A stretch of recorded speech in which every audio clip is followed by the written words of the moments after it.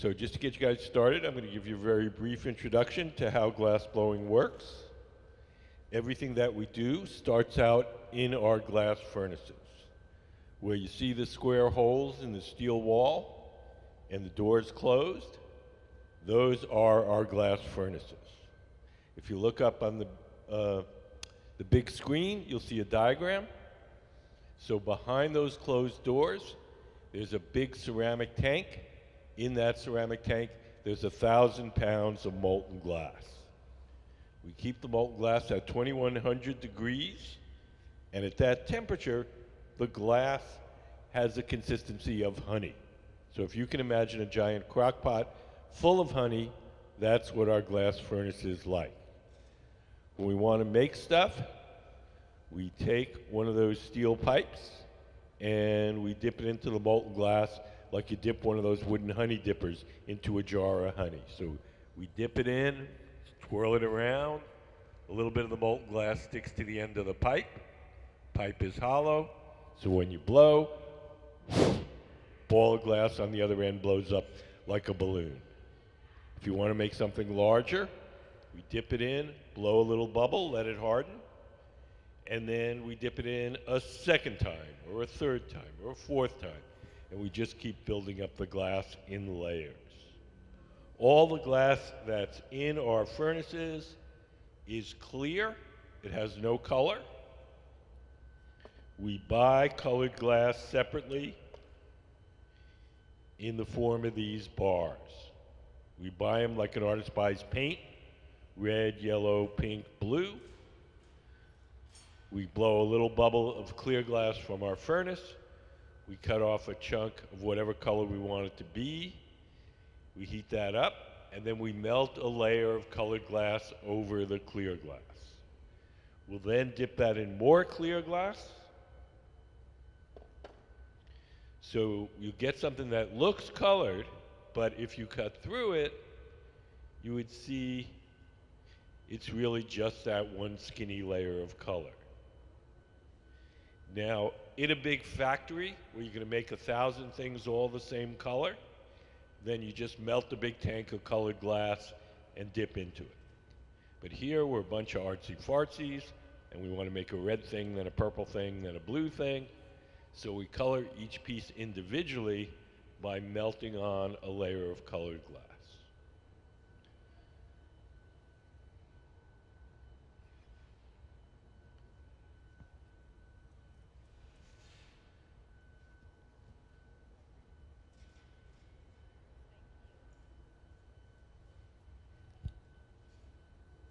So if you look to your left, you'll see Sarah in the dark blue shirt and Sayuri in the gray shirt.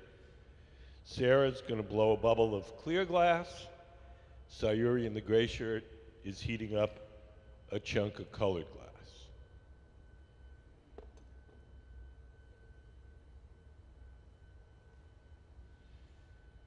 So if you watch Sarah for a moment, she's going to dip her pipe into the molten glass. She twirls it around, coats the tip.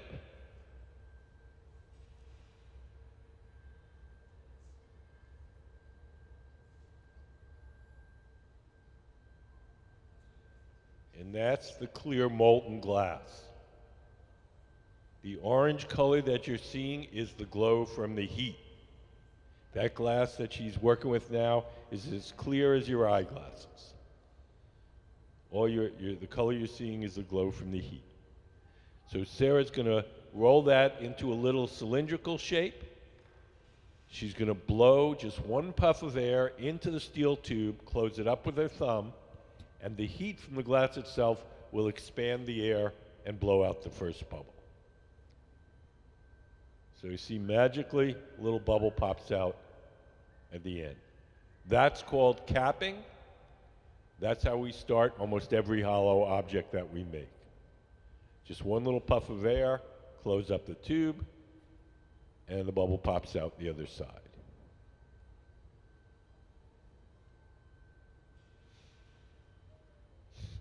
So Sarah's going to shape her bubble, let it cool and stiffen a bit, And then we're going to drop on the blob of colored glass.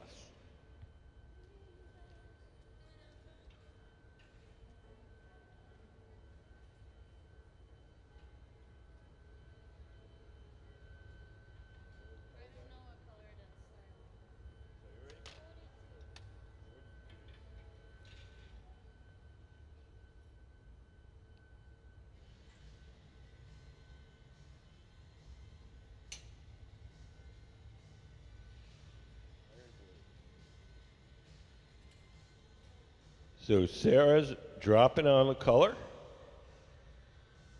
We'll snip it off.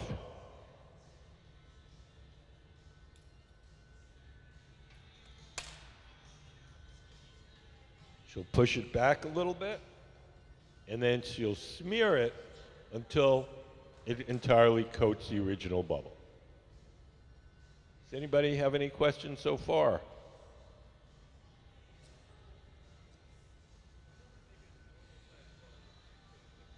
Oh, because this is, why do we make a big bottle?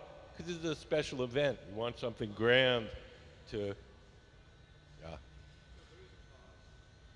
Yeah, it's gonna be a fundraiser for the museum.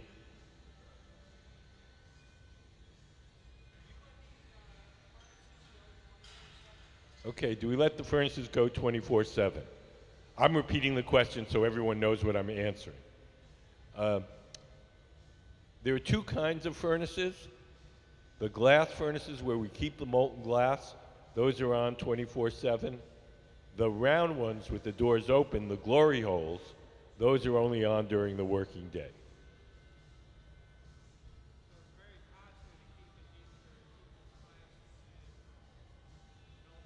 Yes. Yes.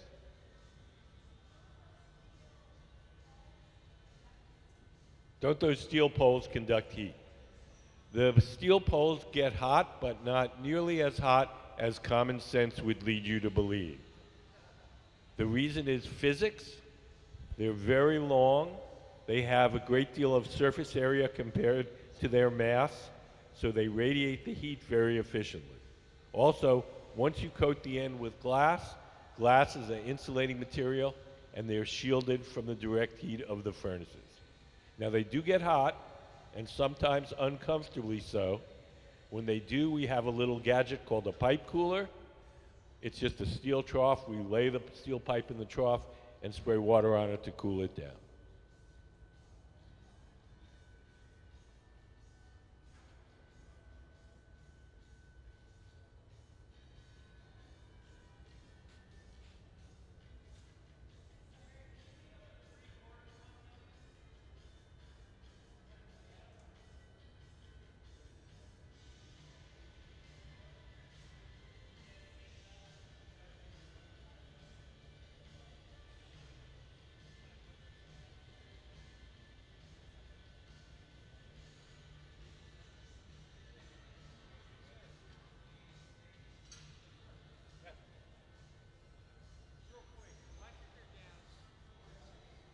The furnaces run on natural gas and forced air.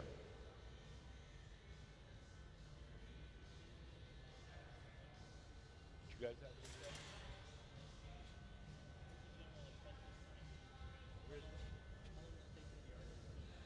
no, no official formal process. It's much more like learning an instrument. It is like, yeah, the thing you're thinking about doesn't exist anymore in the market.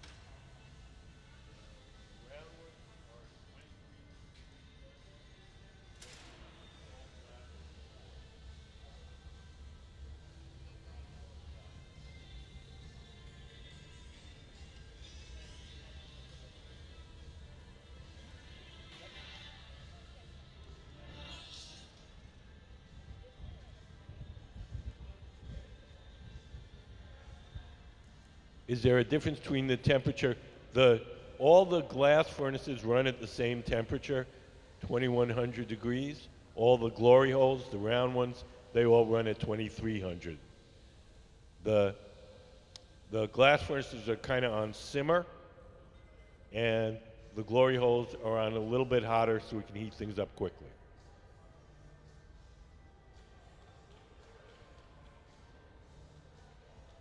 Yes?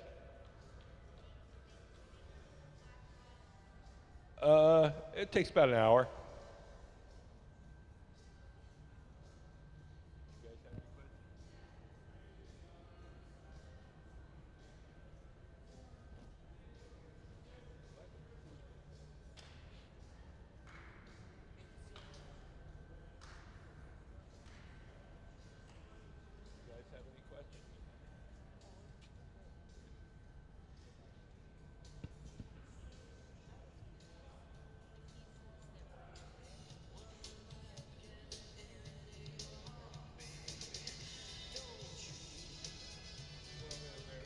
They're both made hot here.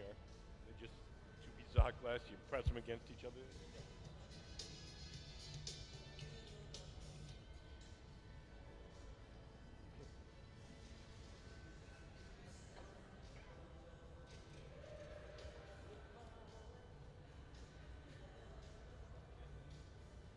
Yes, sir.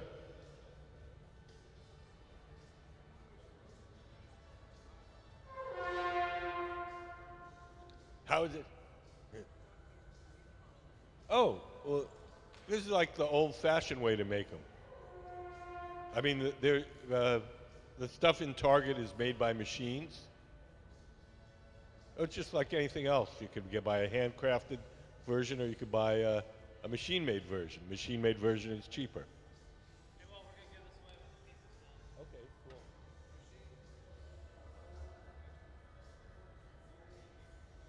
Oh, you mean the industrial processes? How are the industrial processes done? They're done either by the machine blows into a mold. The machine has a ceramic nozzle which comes down into the furnace, sucks up a wad of glass. A piston comes in and pokes a hole in it.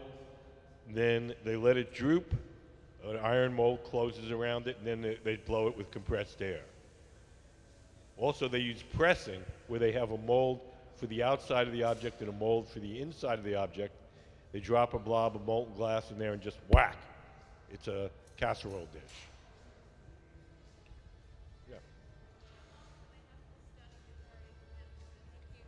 Yeah. There is no formal process.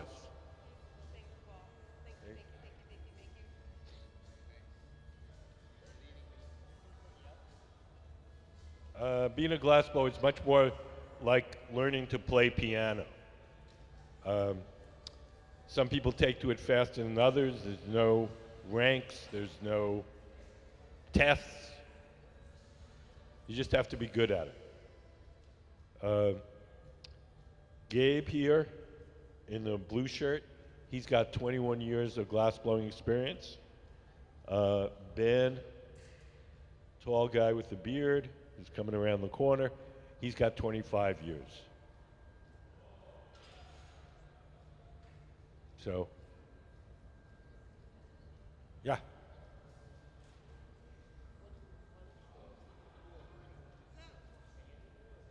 Okay, no, we don't cook up our glass from, we don't cook up our glass from the raw ingredients. We buy the glass. Where's this thing here? I had one. Okay.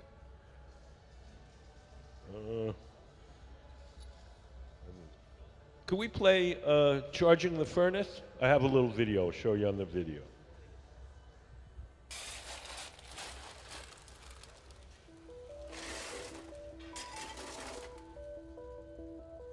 Charging the furnace is what we call filling the furnace up with glass. Glass cullet is washed clean and loaded into tubes for filling. Here at the museum, we don't use recycled bottles. Instead, we melt cullet that has been specifically designed to make blown glass art. The primary ingredient in glass is silica sand or silicon dioxide. The other two main ingredients are soda ash or sodium carbonate, which lowers the melting temperature, and lime or calcium carbonate, the stabilizer. Once the cullet is loaded into the 2300-degree furnace, a rake is used to level the glass for even melting. The furnaces at the Museum of Glass hold approximately 1,000 pounds of clear molten glass and run continuously 24 hours a day, 7 days a week.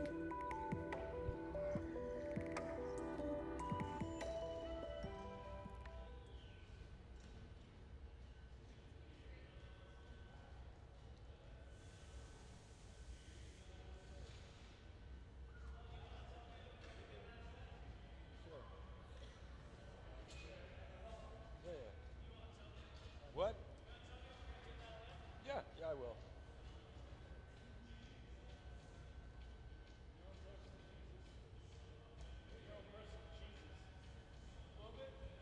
So this piece we're making is probably going to take about an hour. We're about 15 minutes into it. Once we finish, we're going to have a little trivia contest giveaway. So don't run away after we finish. We're gonna give this away. We're gonna ask a trivia question. The person who gets the trivia question right will get this beautiful handmade vase by our Museum of Glass Hot Shop team.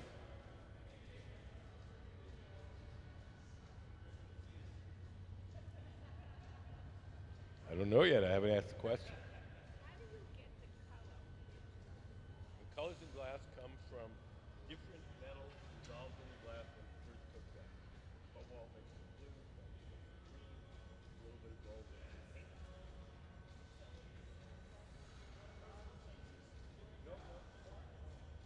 You get the metals in the form of oxides or carbonates and powder. You mix in with the sand, soda ash, and lime, and you mix it up together.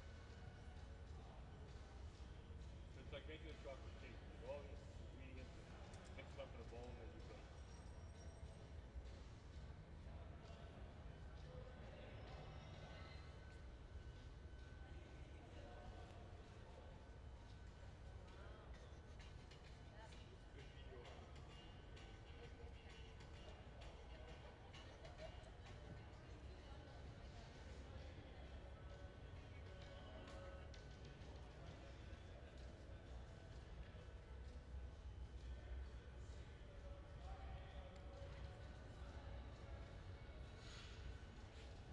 So we're going to add a little kind of abstract stripe.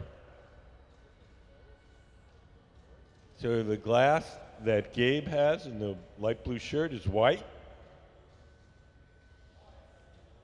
We're going to trail it on, and those will eventually become the white lines that you see in the finished bottle.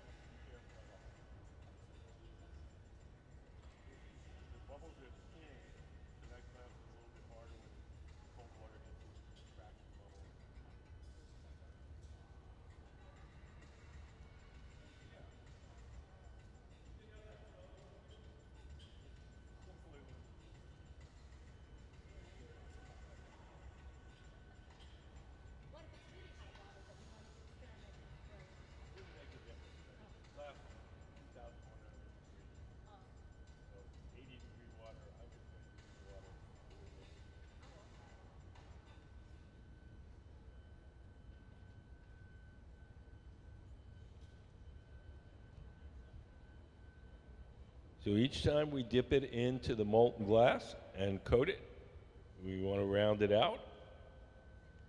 The tool that he's using to round out the glass is called the block, B-L-O-C-K. It's made out of wood. It's stored in a bucket of water. As long as the wood itself is wet, the tool doesn't burn, nor does it leave any marks as he shapes the glass.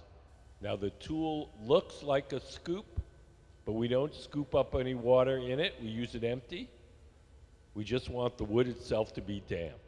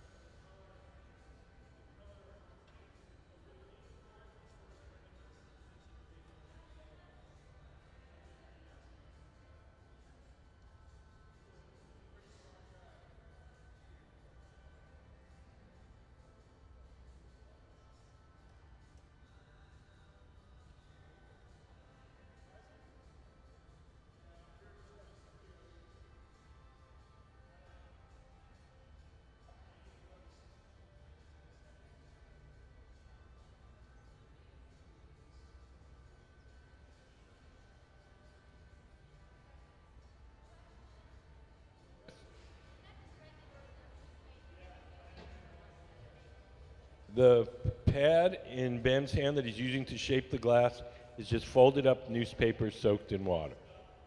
As long as the newspaper is wet, paper doesn't burn too much, and it doesn't leave any marks as he shapes the glass. That's air.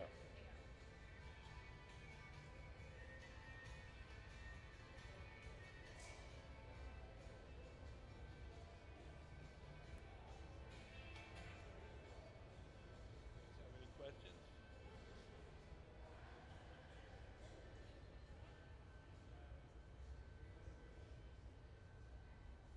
You guys have any questions?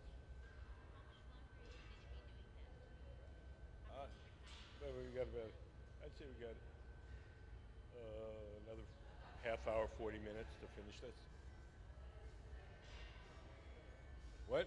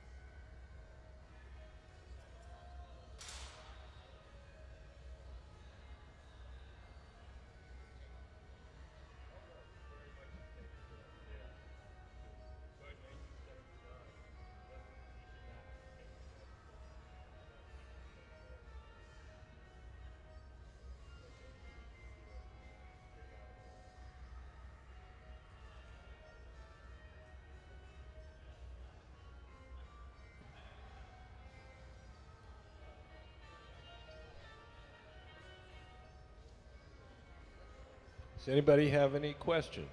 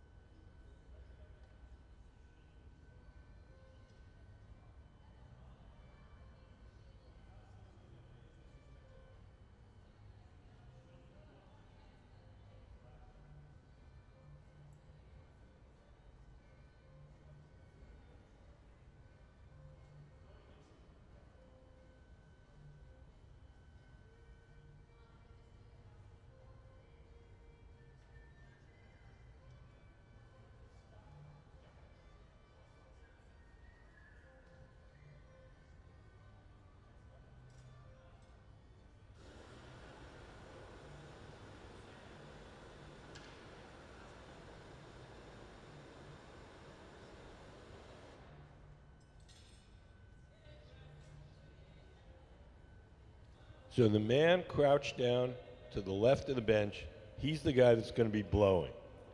So he blows through the steel tube, the blowpipe, and inflates the glass while the other guy shapes it. The gray pad in Ben's hand, Ben is the man sitting down, is just folded up newspaper soaked in water.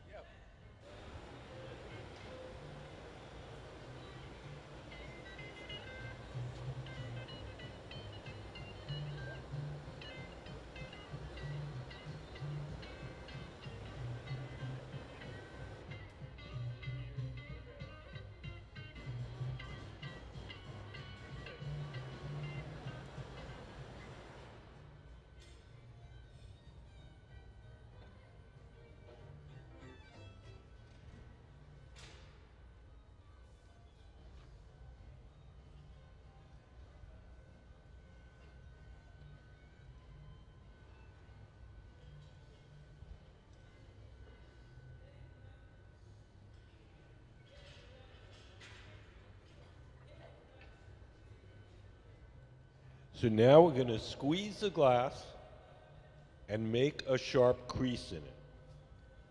The tool in Ben's hand is called the jacks, and when we squeeze it to make that notch, it's called jacking it down. The purpose of that notch will be, it will be a place to break the glass away from the metal pipe.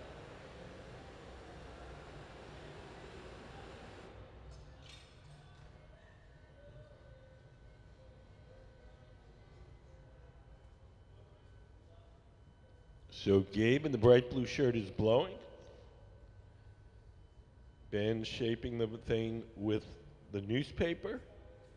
And Sayuri in the gray shirt is holding a wooden paddle in front of his arm to shield him from the heat. Sarah's helping him turn the pipe.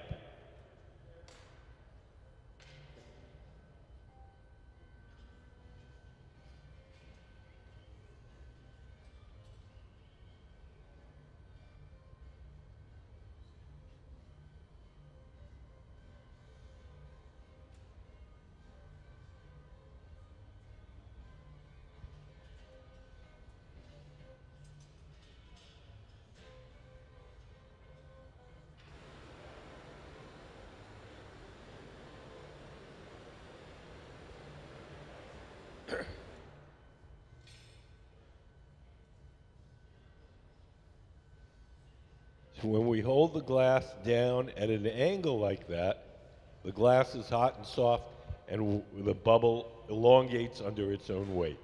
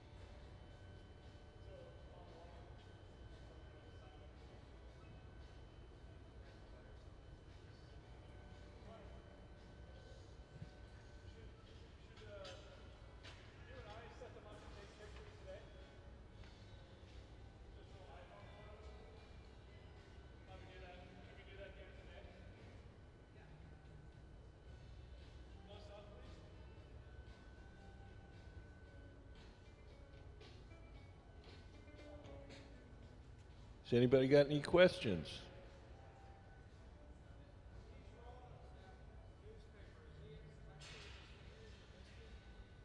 Not really. I mean, yeah, no, sometimes these guys, they slap the glass to prove, yeah, just like you ever put your finger through a candle, like that.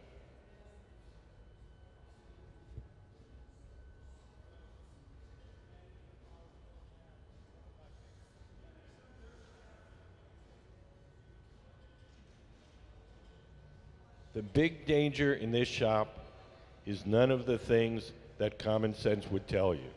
It's not getting cut, it's not getting burned, it's not breathing chemicals. The real danger in this shop is the repetitive motion injuries. The constant turning of the pipe, the weight being so far out on the end of the pole. There's a lot of stress on their wrists, forearms, elbows.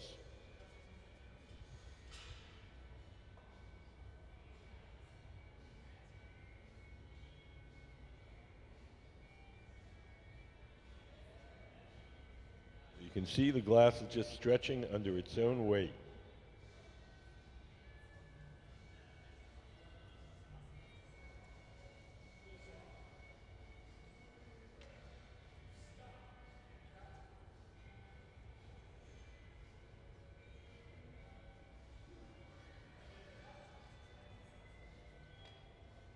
So now we're rolling it on what we call the newspaper marver.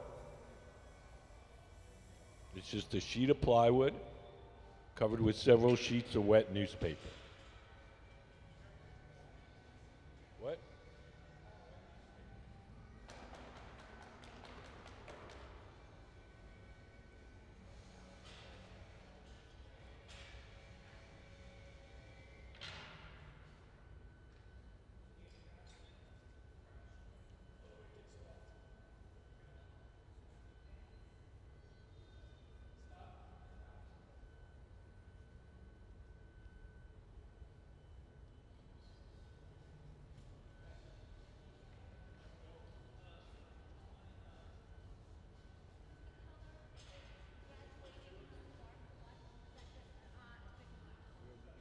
All the colors you're seeing are now are distorted by the heat. It's dark transparency.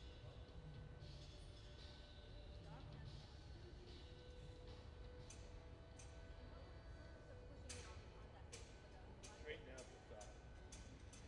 Straighten out the sides of the box. No, it'll be round, but the sides will be straight.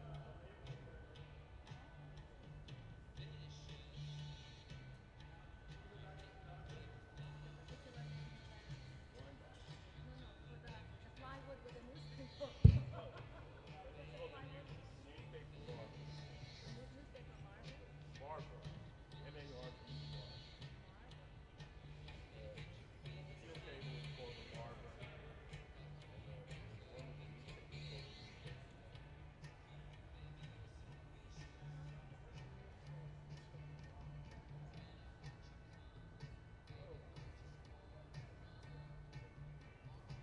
Yeah, it's a classical thing. They push it in and so that the thing, if it was all completely flat across the thing, it would be hard to, if there was any little irregularity on the table or rock. So you see on that rig,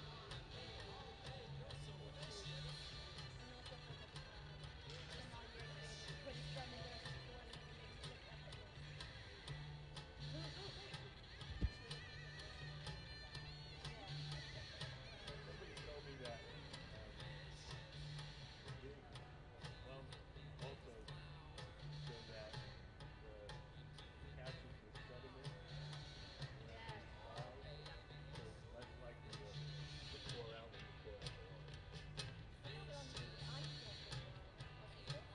Well, I think that so the guy said, I know nothing about water. He said that was where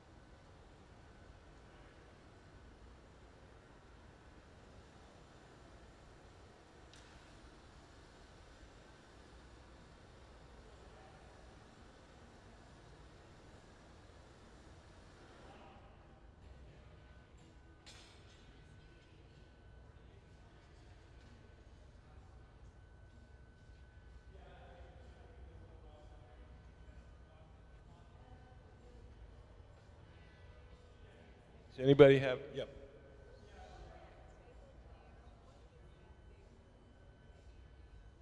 It is a piece of plywood, and on top of the plywood is several sheets of wet newspaper.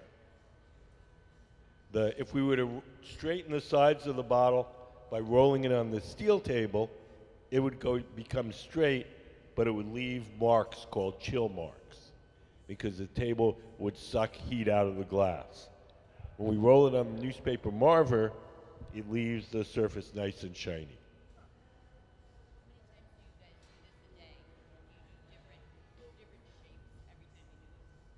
Oh, we do different things all the time.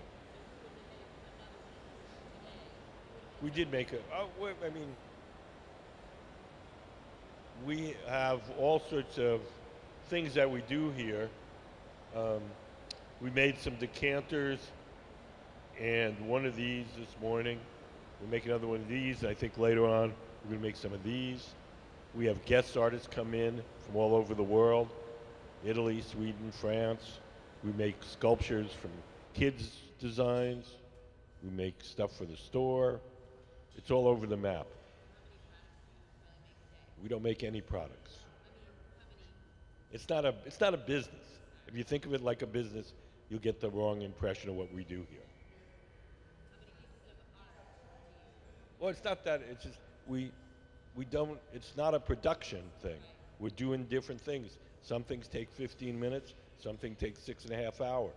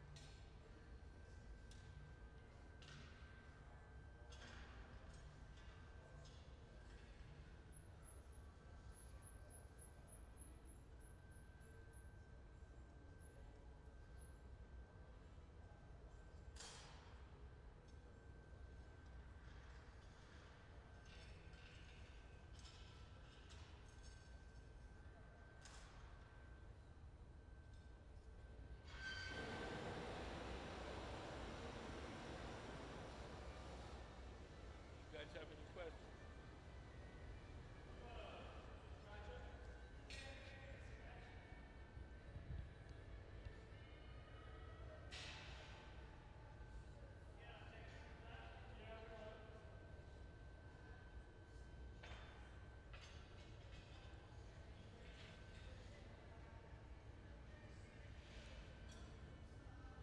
So the next thing we're going to do is transfer the glass from the rod it was originally blown on to a second steel rod called the punty.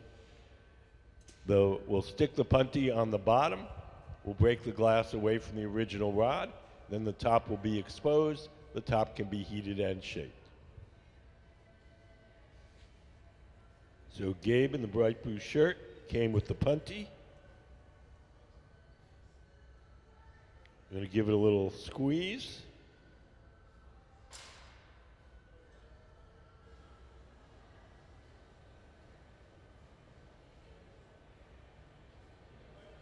When we're ready to remove the glass from the metal rod, we'll take a pair of tweezers, dip them in water, drip a little water where we want it to break, and then a sharp tap on the metal pipe will release it. So here he goes. He drips water off the end of those tweezers onto the glass. Little tap, and off it comes.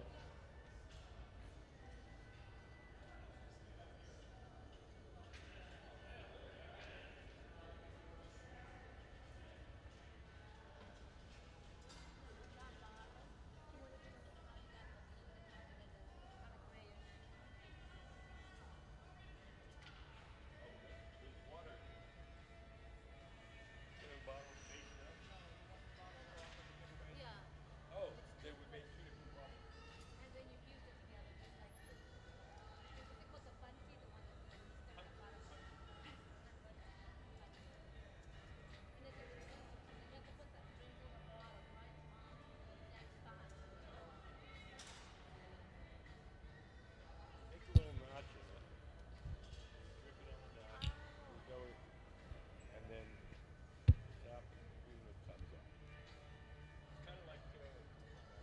You make a nice sharp crease, and when you pull on it, it follows the piece.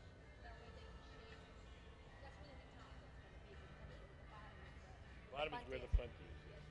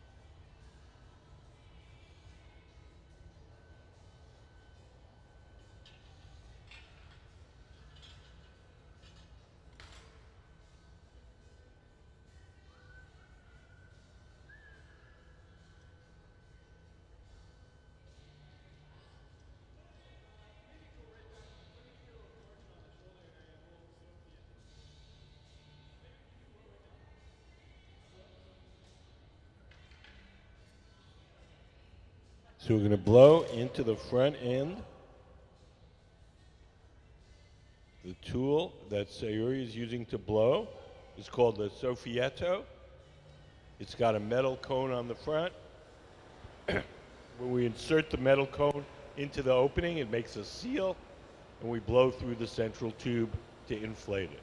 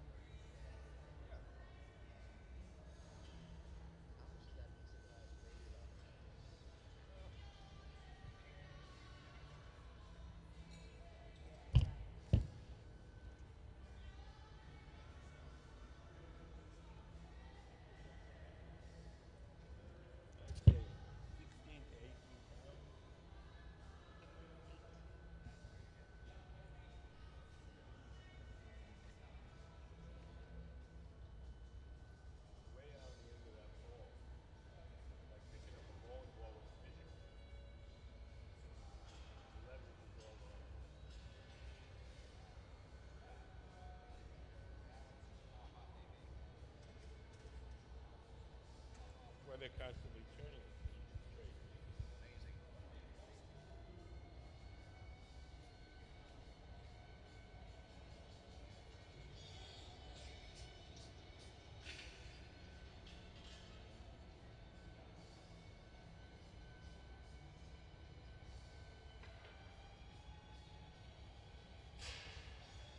So again, we're going to blow in the front end with the soffietto. Soffietto means like little blower, little puffer. It's derived from the Italian verb soffiare, to blow.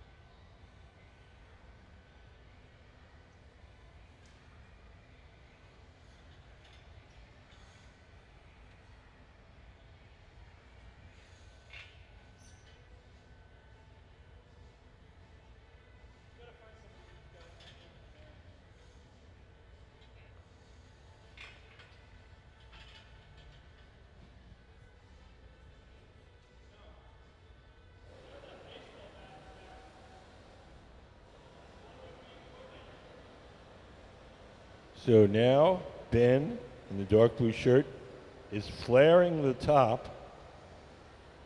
He's going to make a little flange, and that's going to give him something to grab onto. He's going to use that flange to stretch out the neck. We'll use it just something to push against, and then when we've got it stretched out sufficiently, we'll cut that off.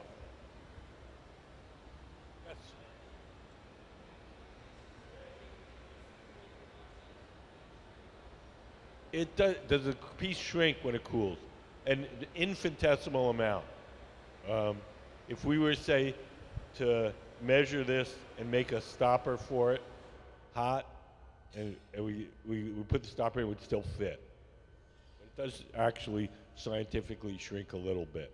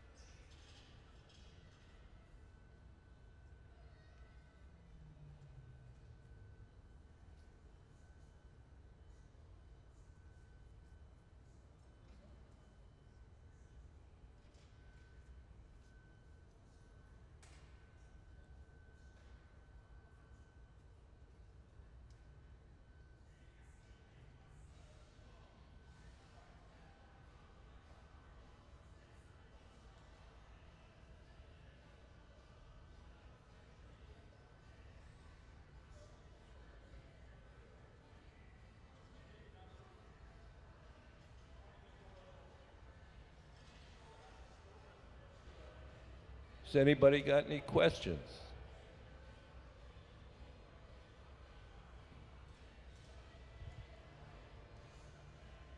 There's going to be a test.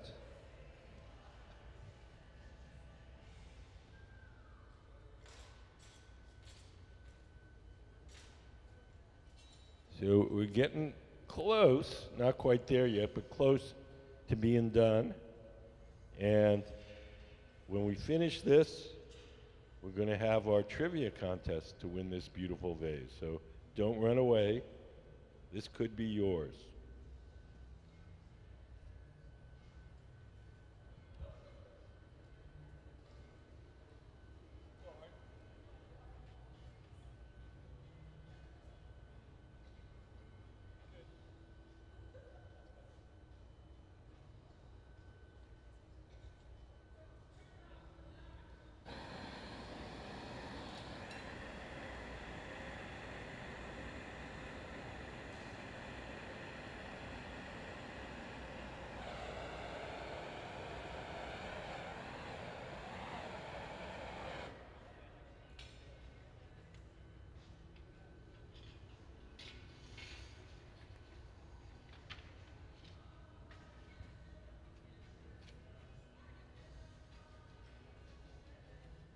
Yes.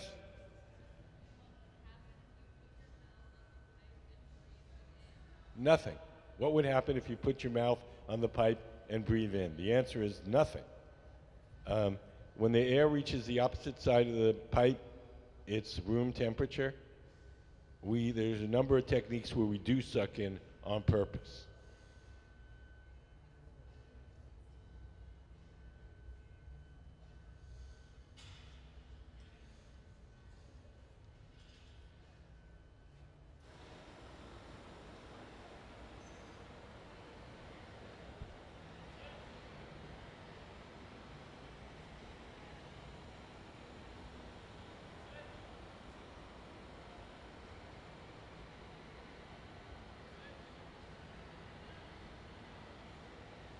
So as Ben shapes the neck, his assistant is heating up the connection between the punty, the steel rod, and the base of the bottle. That connection, if it's allowed to get too cold, will crack and the whole thing will fall on the floor.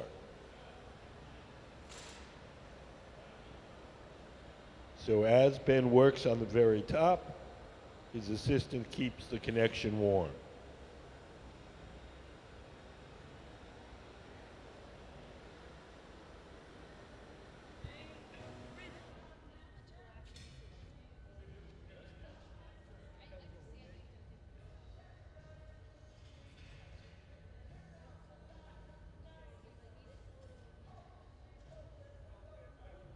Build it up.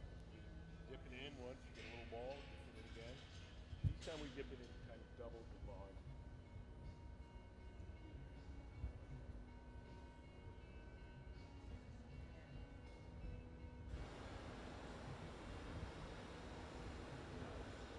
So we're almost done. The reason I know that, I see Sayuri in the green jacket putting on some big yellow gloves. The big yellow gloves are made out of Kevlar. When she grabs that bottle, it'll be about 1,000 degrees.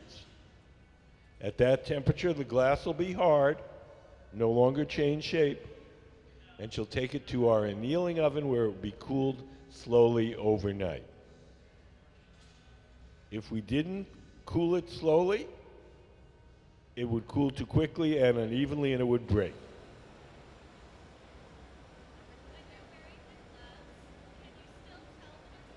Yes.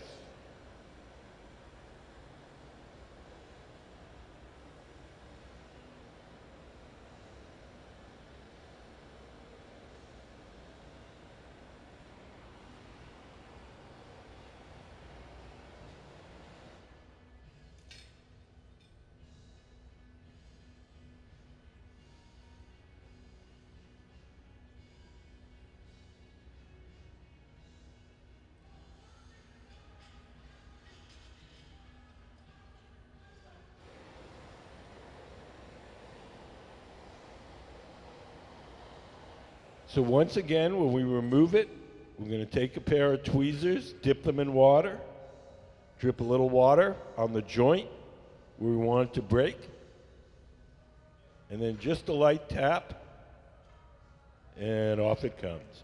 So let's have a big hand for the Museum of Glass Hot Shop team, Ben Cobb, Gabe Feenan, Sarah Gilbert, and Sayuri Fukuda.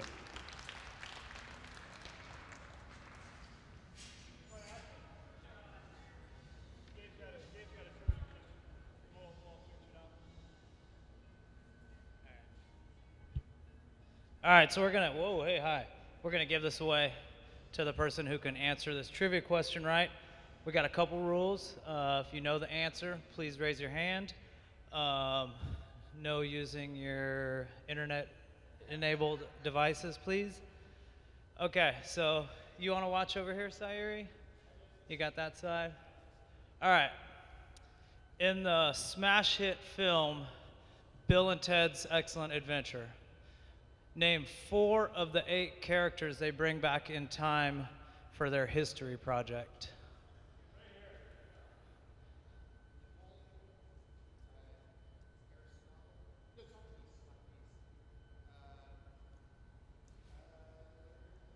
Come on, you got it.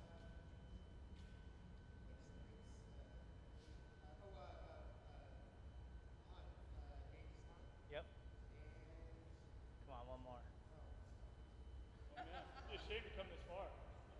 You got it.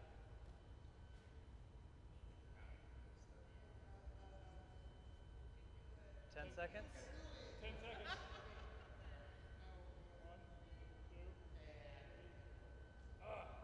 Okay, so we need 4, but not those. Who was next? Who was next, Ben? He was second line. Wait. Well, he already said Socrates. Good. You want? Okay, can you give us one more just for good luck? Okay, we're gonna give you something though too. Joan of Arc.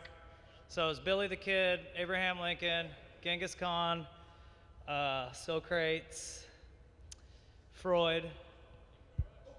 Was it Beethoven or Mozart? Beethoven. And you guys got the rest. I can't remember yet. We have it on us. I'm like, yes.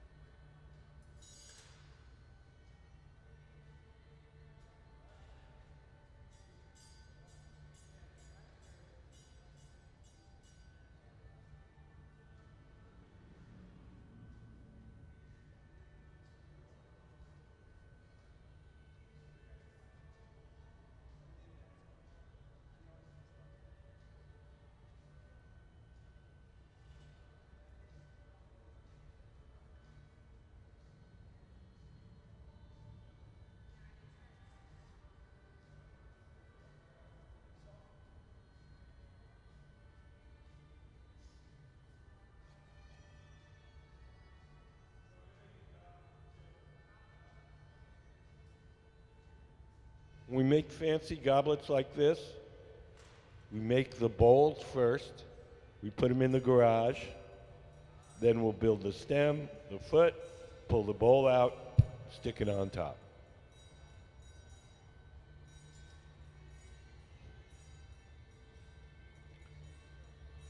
Can we put up the goblet anatomy?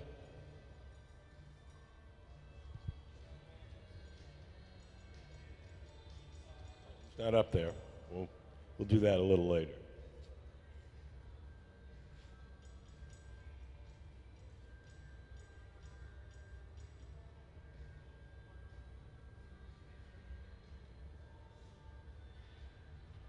So Sarah's bringing a little dab of molten glass. We call it a bit. And we're constructing a little spiral, not spiral, spindle shape underneath the bowl. So it's this part right here. And it's called the avolio, A-V-O-L-I-O. So the pipe is here where my finger is. We're putting the avolio on. We're going to grab the thing from that side. Then we're going to spread the opposite side out.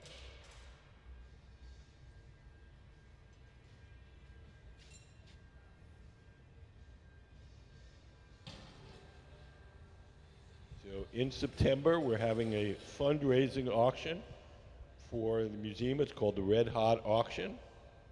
And each year we design a decanter and 2 matching glasses.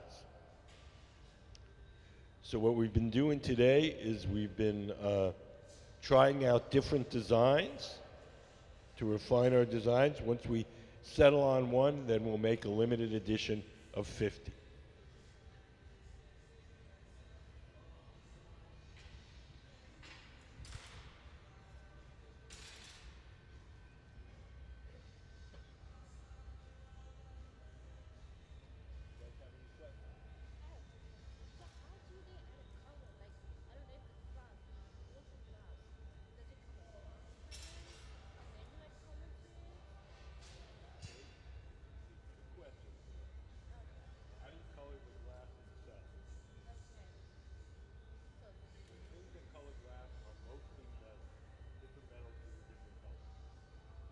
Raw ingredients of glass, and you take cobalt, chromium, or iron, and you cook it up together. So cobalt makes it blue, chromium makes it green, tin makes it white. Now, we buy already colored glass in the form of these bars. We don't cook it up ourselves. We buy it like an artified paint. We blow a bubble of clear glass from our furnace, we heat up a chunk of colored glass, and then we melt a layer of colored glass over our clear glass. Then we'll dip that in more clear glass, so it's going to look colored, but if you cut through it, you see it's just one that skinny layer. And so the companies that make the colored glass, they probably have about 150 colors. Some of them are transparent, some of them are opaque. What temperature do we need to, like put in a furnace that it starts melting? What temperature does Well, it start? glass doesn't have a melting temperature. It just kind of gets softer and softer the hotter you get it. It's like wax or butter. It's not like ice. Ice is either ice or water at one temperature. Glass just kind of gets softer and softer the hotter you get it. Thank you.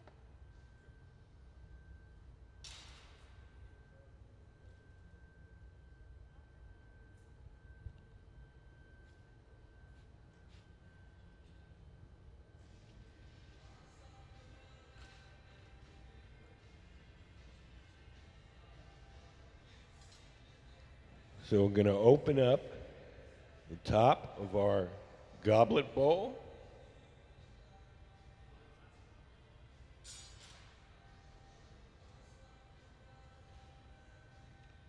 Once we finish this bowl, we'll stick it in here. This is called the garage. We'll probably make a couple of bowls, and then we'll make the stems and the feet start assembly.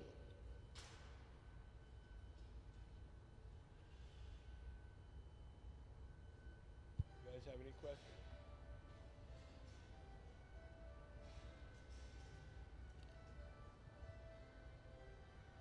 You guys have any questions?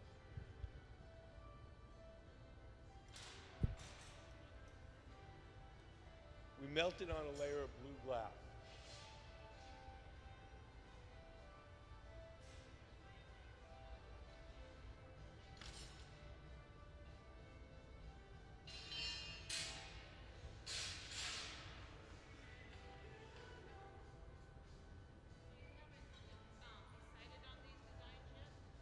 Nope.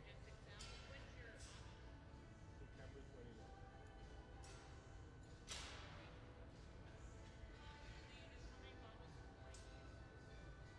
I don't know. They haven't told me. So it's 50 sets. 50 bottles, 50 decanters, and 50 glasses.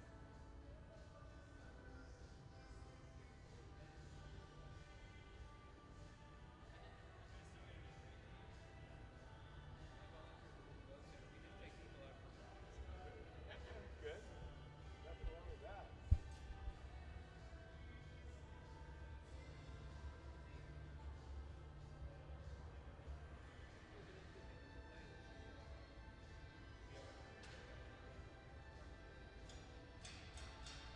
Well, Michael.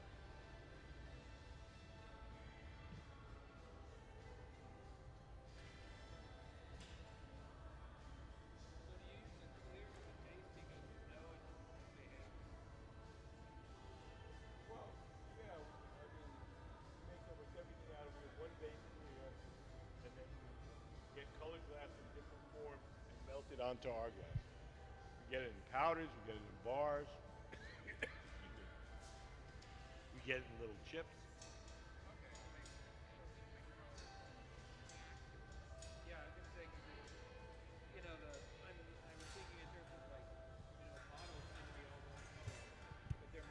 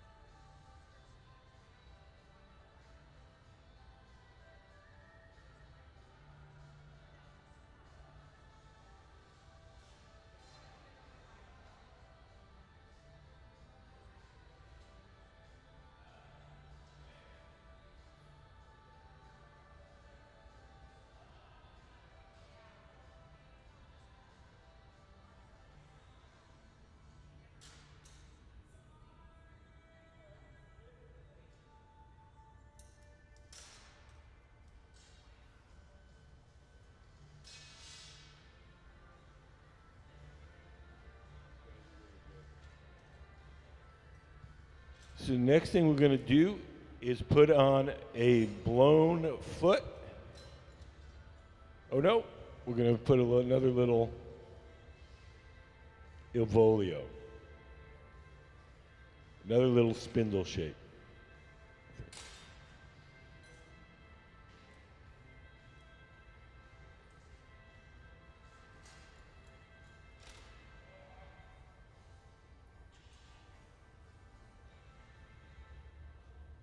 Anybody got any questions?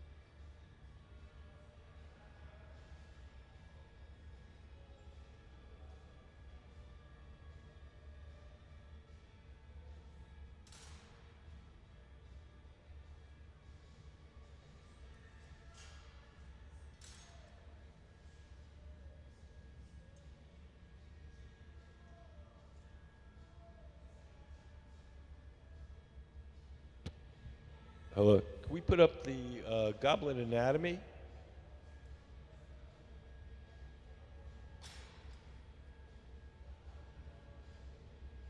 So if you look up there, there's our names for the different parts. The bowl is the part you drink out of. The avolio is the little spindle shapes, stem, and the part it sits on is the foot.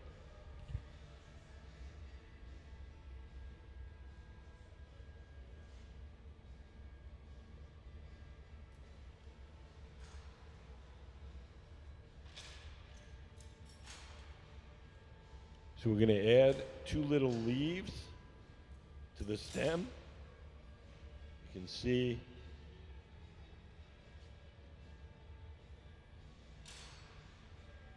so we're adding the 2 little leaves on the sides of the stem.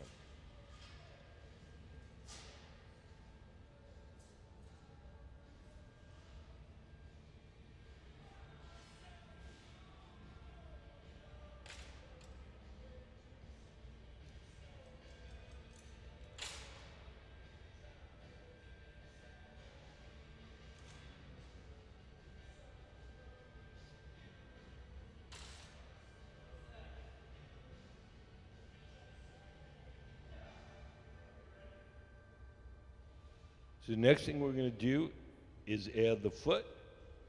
We're going to do what's called a blown foot. It's a classical Venetian style foot. So Gabe is preparing the bubble for the blown foot.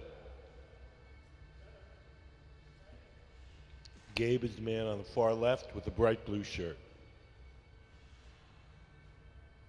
So you're going to Gabe's going to heat up his bubble. We're going to let it droop on to the stem. We let it droop, inflate it slightly, cut it off into a big teardrop shape. We're going to heat up that teardrop, and we're going to cut that in half.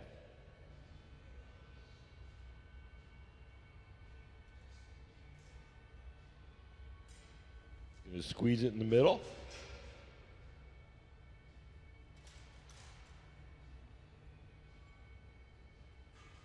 We're going to knock off the pointy part.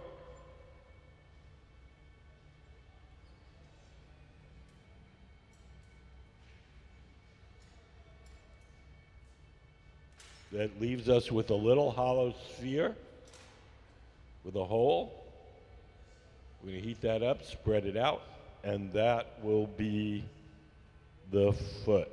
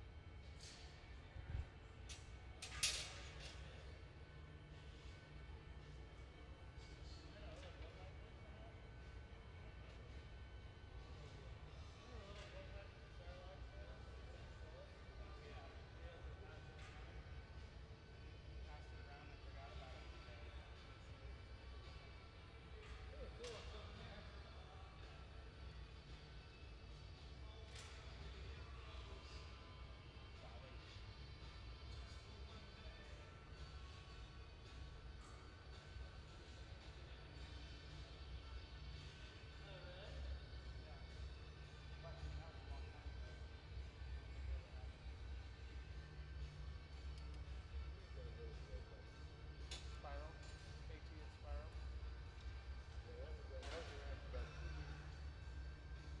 Yeah. Not last very long.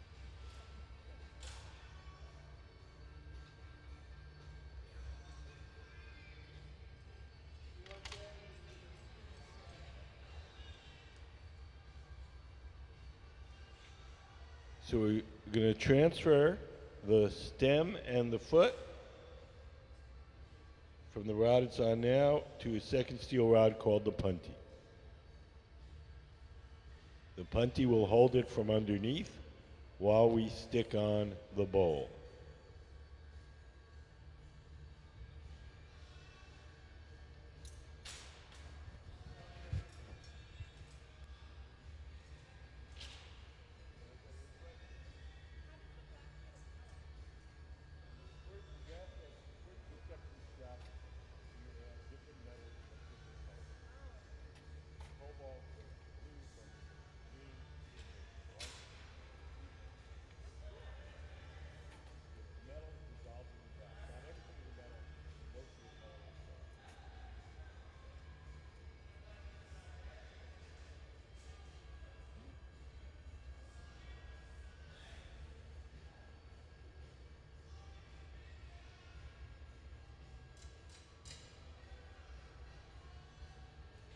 So again, ready to assemble the goblet.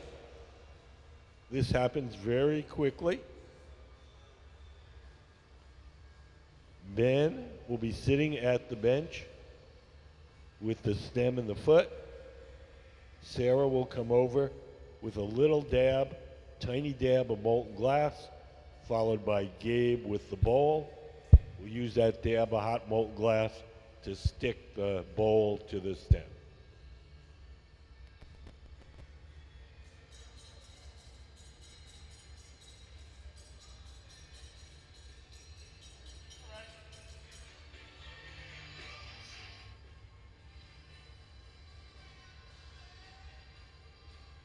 So here comes Sarah with the glue bit, just a little dab of molten glass, followed by Gabe with the bowl.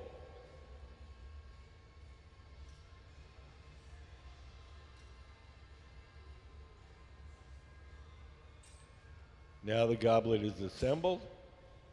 We'll heat it up once or twice more to make sure that everything's lined up correctly.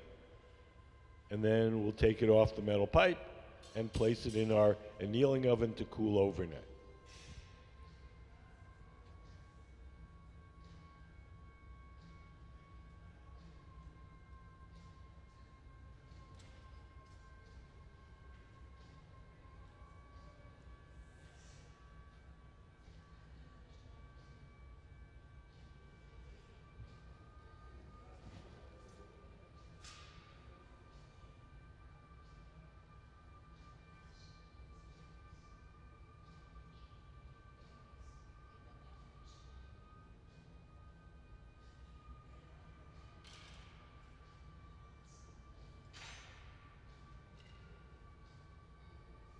a few drops of water to break the joint between the goblet and the metal rod. Little tap, off it comes, and into our annealing oven to cool slowly overnight. So let's have a hand for the Museum of Glass Hot Shop team.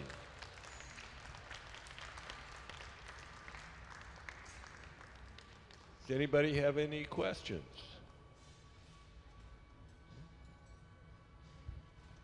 Guy?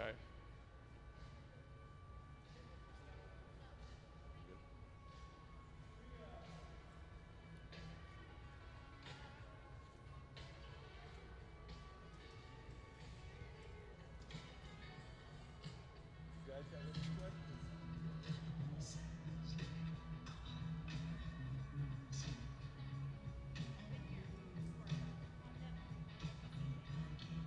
Still have questions. I've been doing it for 40 years and I have questions. How did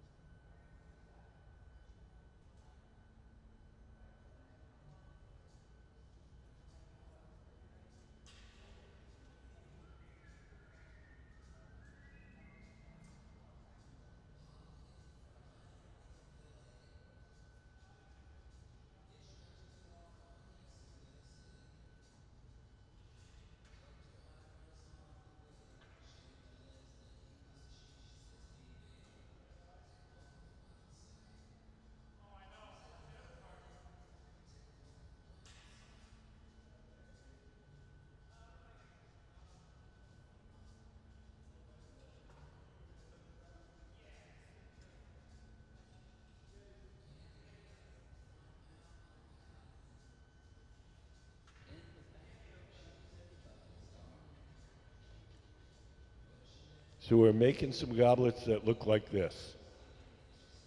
And these are we're going to make a limited edition.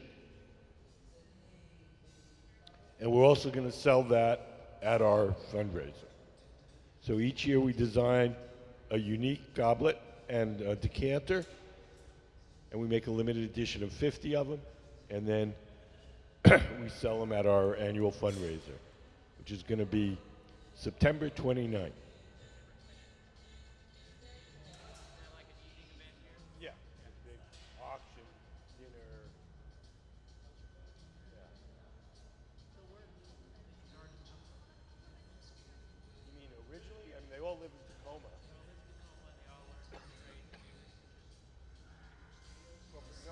Well, all over. Sayuri learned in Japan, Gabe in Southern California.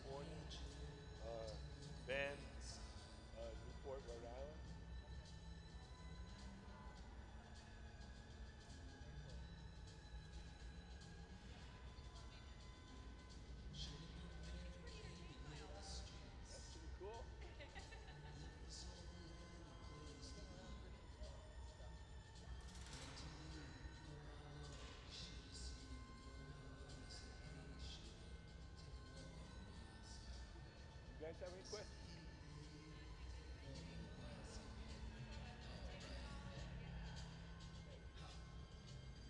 So right now, Ben is making the bowl, the part you drink out of.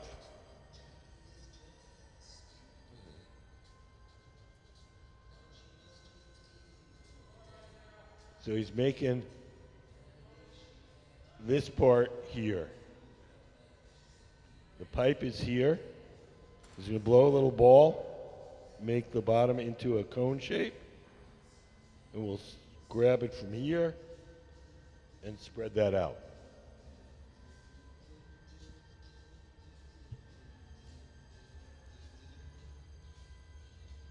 So we're going to add a little dab of molten glass. We're going to wind it on and make it into a little spindle shape called an avolio, A-V-O-L-I-O. Can we put up the goblet anatomy? So if you look up there, you can see what we call the different parts. So we made the bowl, and we just added the avolio.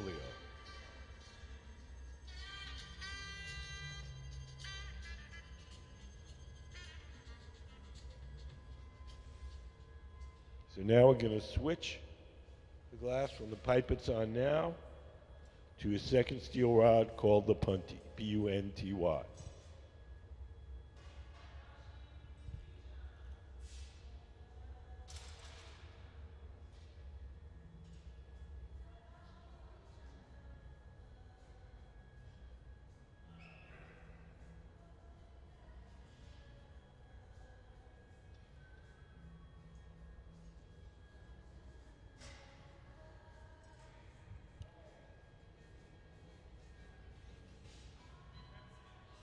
So Gabe, in the light blue shirt, he's got the punty, the second steel rod.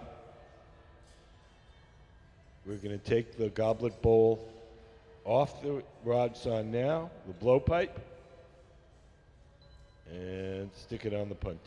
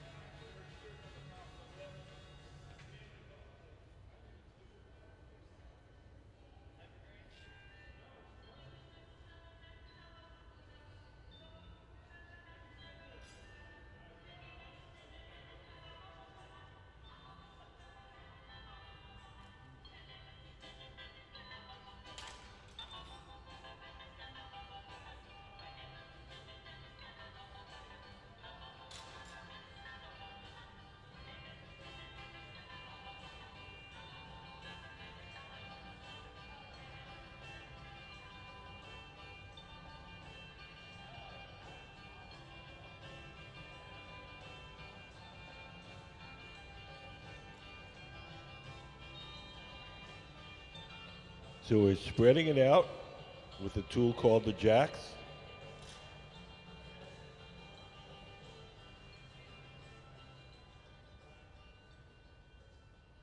Does anybody have any questions? You guys have any questions? Anything you want to know? Sometimes they have to be pretty sizable. You know, if you just wanted a lampshade, you're better off going to one of the glass shops down the street. Well, I mean, like, what if I wanted like a very specific design, like water glass or like a goblet or like a wine glass, and I can't find it? Could you guys do it? Like, if I brought you a picture, replicate it? No, it probably wouldn't be big enough crowd for us to interrupt our schedule. So you could go down the street And they might do it. and they would do it. Yeah. I think so. There's a shop around. Two shops in Tacoma, one called Tacoma Glass Blowing and one called Area 253. And they-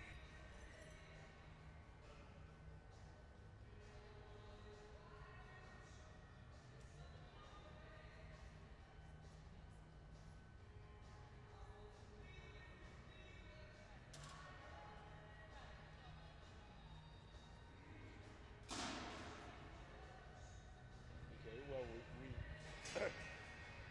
we have guest artists come in from all over the world. Um, we make we do large commissions. We make stuff for the store. Do things purely for demonstration. We have a contest for kids. We make sculptures for kids drawing. Yeah. So it's all over the map. We do all sorts of things.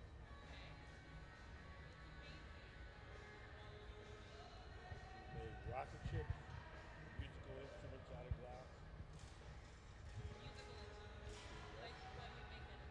Mostly wind instruments, horn.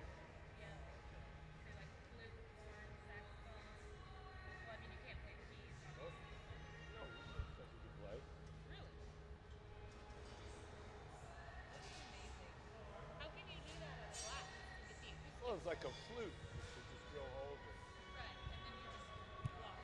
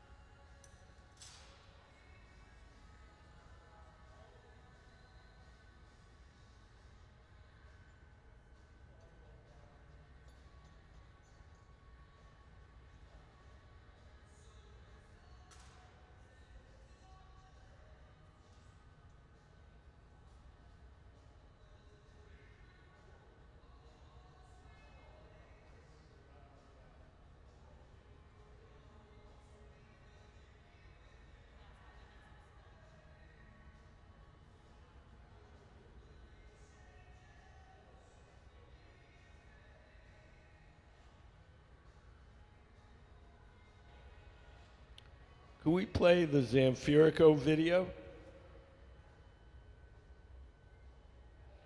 And could you turn the sound off, maybe?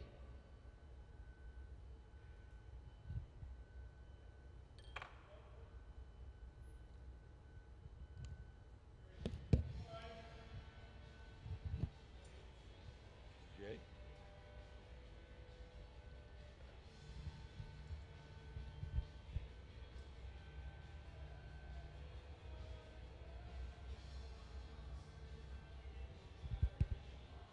So if you look up on the big screen, we made a big thick cylinder of clear glass.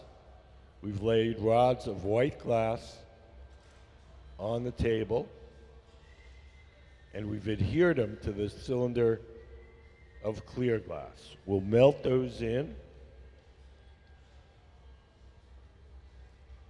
and those individual rods of white glass will become white stripes. We then make a second piece of glass, a little disc of glass called a post.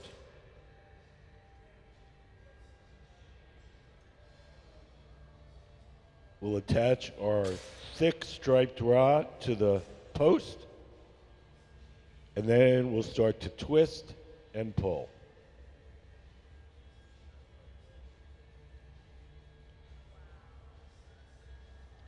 We just keep stretching it till we get it to the right diameter.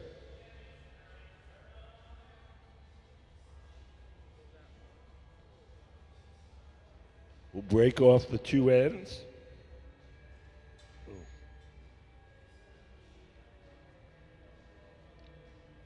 And then you can see the pattern.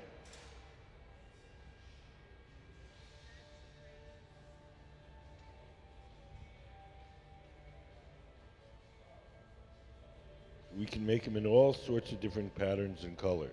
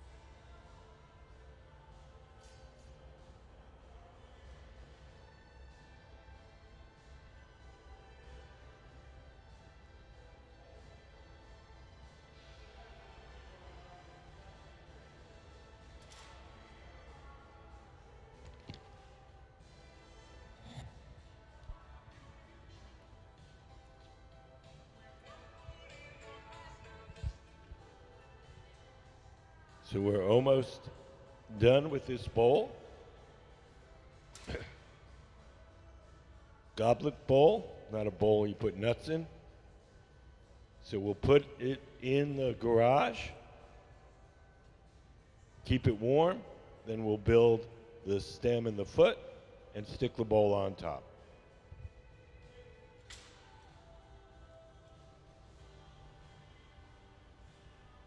So Sarah's come over with a metal tray.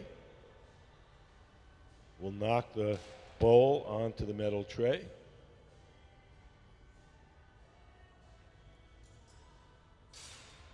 And it'll go into the garage, the silver oven with a curved side. We'll keep it warm. And we'll pull it out again when we finish the stem and the foot. You guys have any questions? Yes, sir. Well, that's sort of two questions. How do you color the glass itself? And you have to do that when you first cook the glass up from scratch. It's like making a chocolate cake. You get all the ingredients and then you bake them. The things that color glass are mostly metals, not all metals, but mostly metals. If you cook up the raw ingredients of glass with cobalt, it turns blue. Chromium, it turns green. A little bit of gold, it turns pink. Now, what we do here is we buy colored glass, we blow a bubble of clear glass from our furnace, and then we melt a layer of colored glass over the clear glass. We don't cook it up from scratch. We buy it.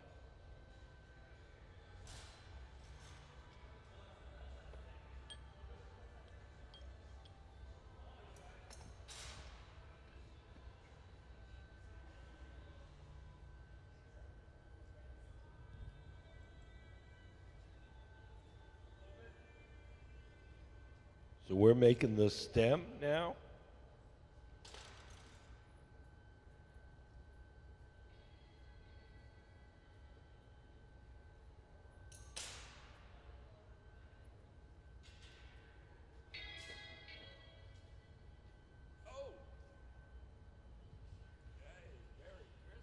This will keep you busy for a little while. Thank you, sir. Oh, so cool. I like that. I like the inside. Obviously, something didn't go right, but The clay and the glass are not compatible. But that's 3D printed on the ceramic.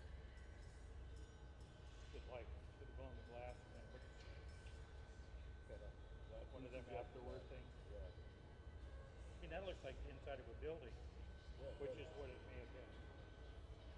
No, she does it with all sorts of mathematical formulas on the 3D printer. Huh. She's very interesting.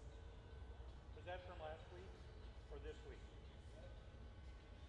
That was last week. Tamia Hines. Okay. She's a ceramicist who works with 3D printing in ceramics. I'll go back and look. Yeah.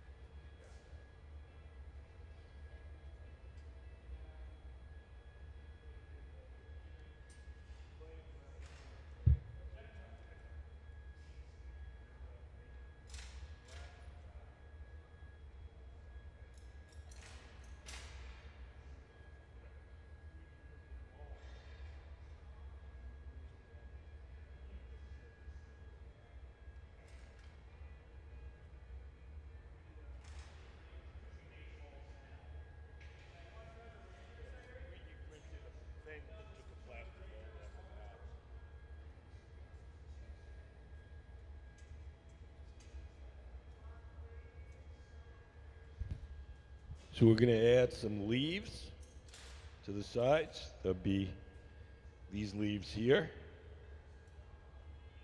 All the colors that you see are distorted by the heat. So the leaves he's putting on are green. Do you guys have any questions?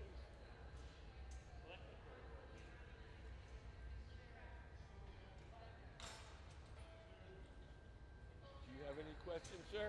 Ma'am?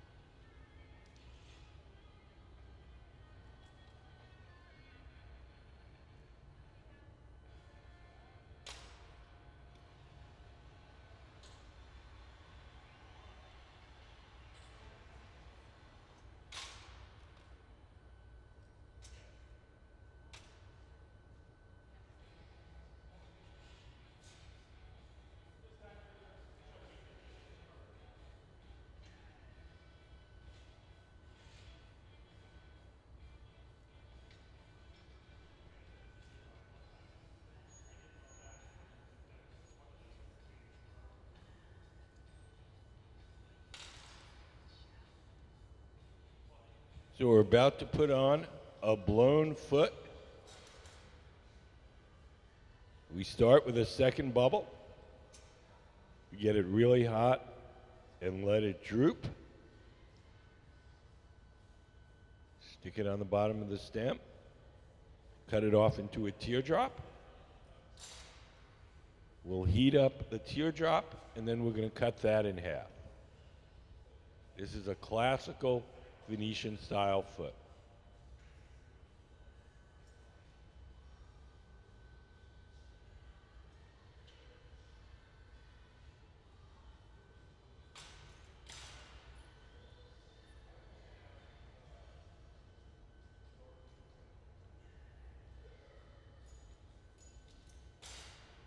So that leaves us with a little hollow sphere with a little hole in the end. We'll heat that up, spread out that hole, and we'll have ourselves a foot.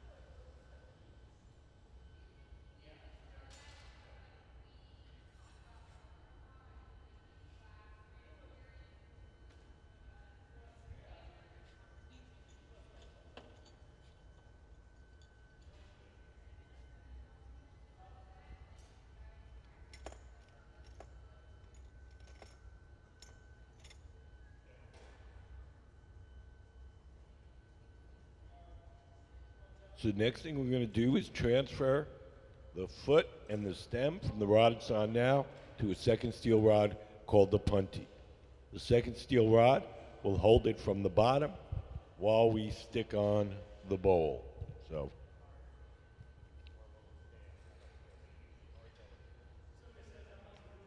we're going to grab it from underneath, stick the bowl on top.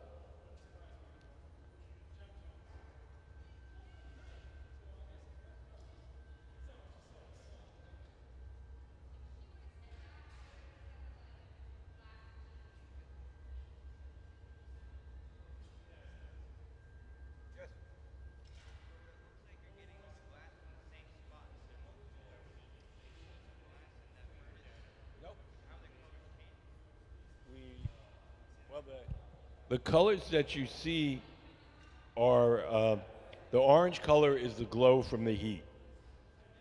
On the other pieces, we cooked clear glass from the furnace, and then we melted colored glass over it.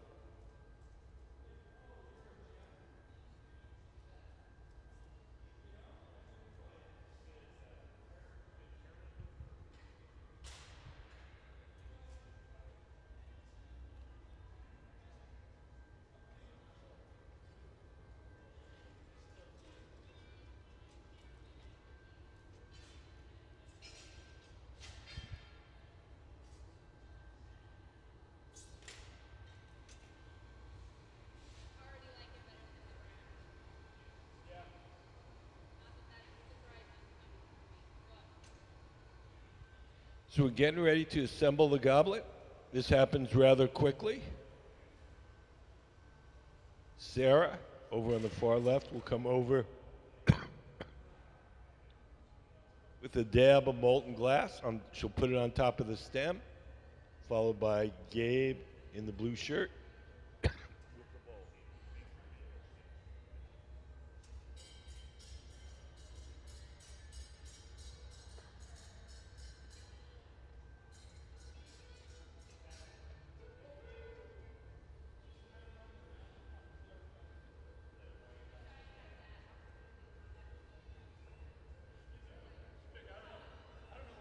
Here comes Sarah with a little dab of molten glass, followed by Gabe with the bowl.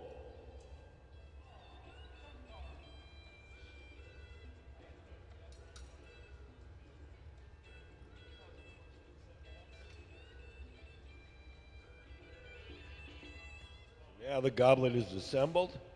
We'll heat it up once or twice more to make sure everything's on there straight. And then we'll put it in our annealing oven to cool slowly overnight.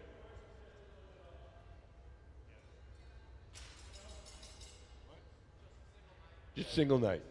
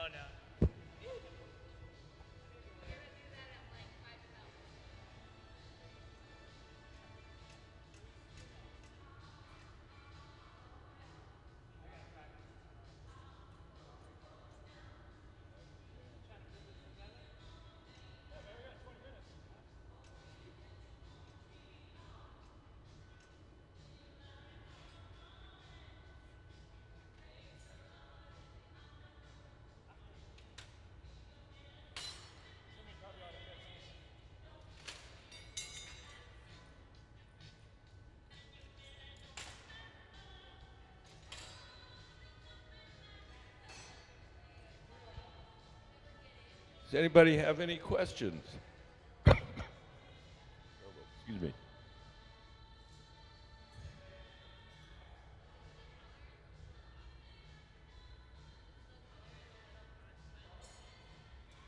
The color. Like, you say that they dip the clear glass in color. Where do they do that? Oh, they do it out there. In the little like bronze. No, no, we dye the color in the form of these bars. We cut off a chunk.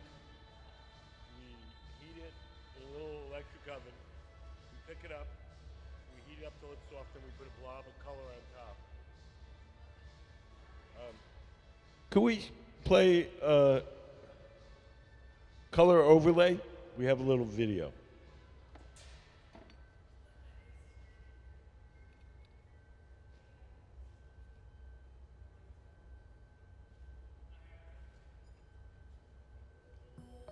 The color in glass comes from adding various materials to the mixture of raw ingredients called batch.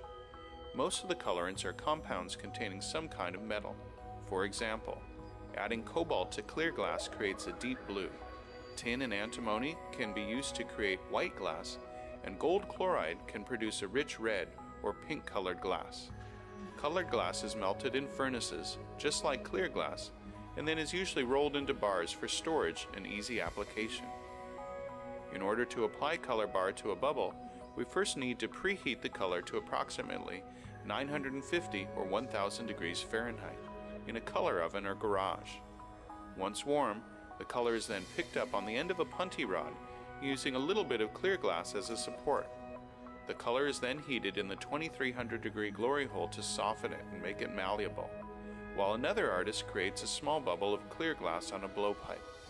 Once warm, the color is dropped over the clear bubble, and then using a variety of hand tools or the steel marver, the color is rolled back over the clear in an even layer. This process is called dropping color, or creating a color overlay. Depending on the project, that bubble is then usually gathered over with clear glass and blown into the final form.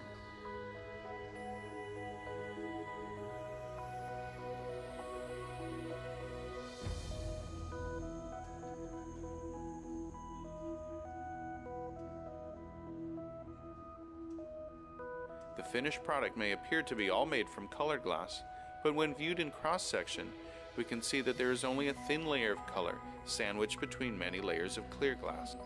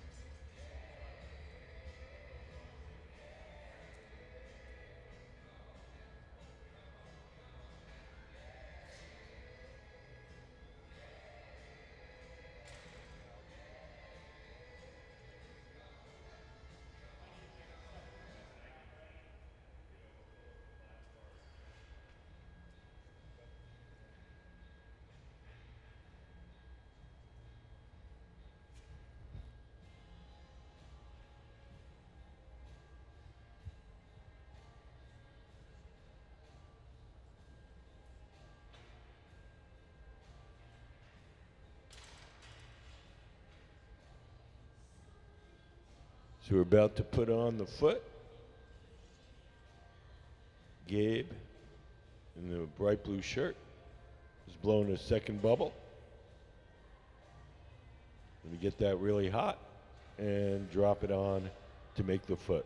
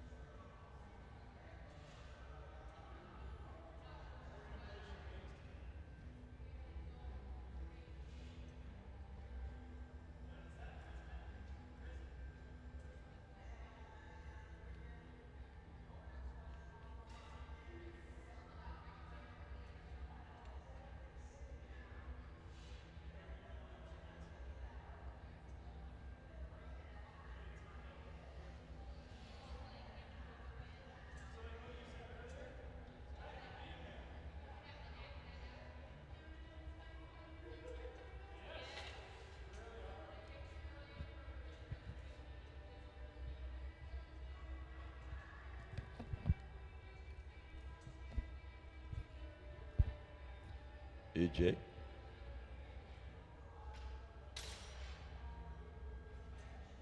to turn off the power button.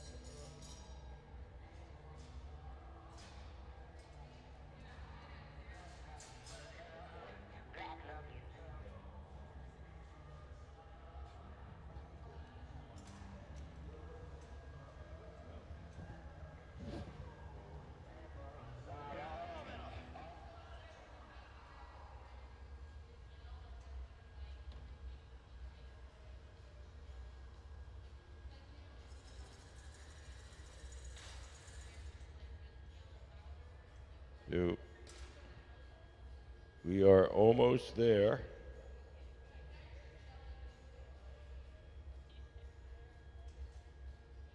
We're going to assemble the goblet.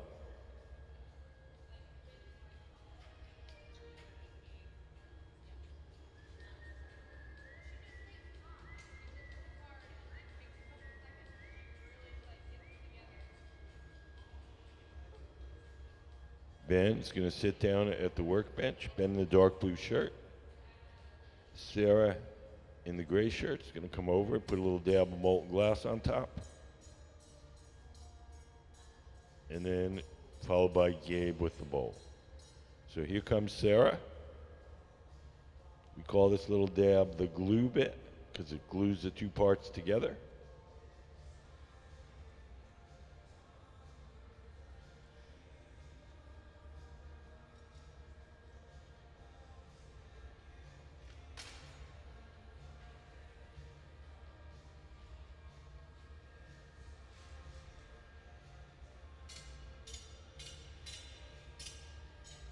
Just make sure everything's on there nice and straight. And then we'll put the goblet into our annealing oven to cool slowly overnight.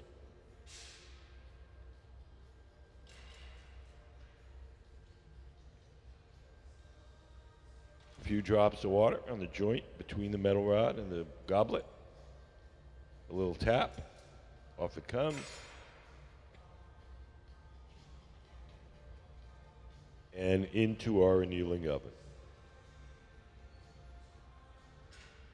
So that concludes our demonstrations. The museum is closing. Thank you for coming in, guys. Hope you had